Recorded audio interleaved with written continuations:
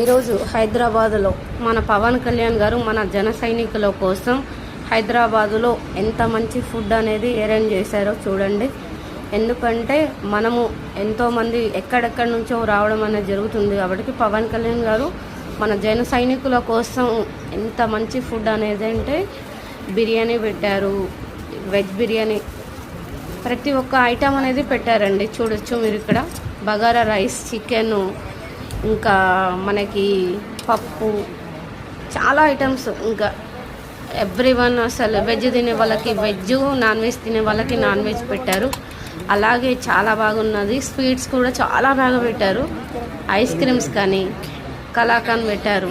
ఇంకా మా జన సైనికులు అయితే నిన్న మాత్రం ఫుడ్ విషయంలో మా అన్నగారు జన సైనికులు మా కోసము ఇంత మంచి ఫుడ్ వండించినందుకు మాకు చాలా ఆనందంగా ఉంది.